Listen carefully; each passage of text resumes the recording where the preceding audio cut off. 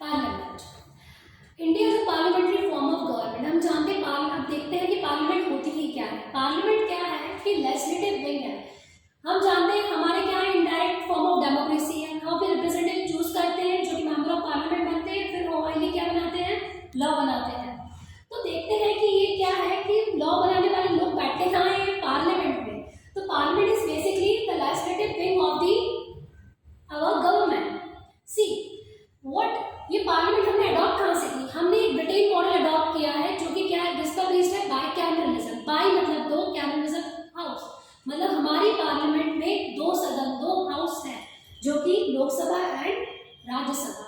Lok Sabha is also called the lower house and Rajya Sabha is also called the upper house. अब इसका हम distribution of difference देख लेते हैं थोड़ा सा। लोकसभा में कितने मेंबर्स होते हैं, 550 मेंबर्स होते हैं। अब इसको चुनता कौन है, 550 मेंबर्स को हम लोग खुद।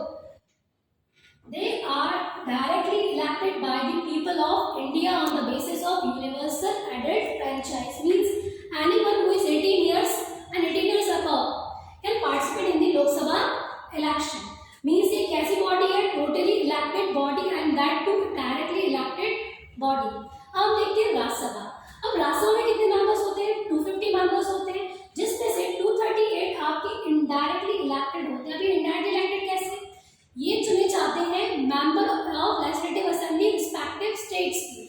अब एमएलए को चुनते हैं हम और एमएलए को चुनते हैं एमपीज को। तो ये कैसा हो गया बेटा, एक लेयर स्टेज आ गई बीच में, तो इसको हम बोलते हैं इनडायरेक्टली इलेक्टेड।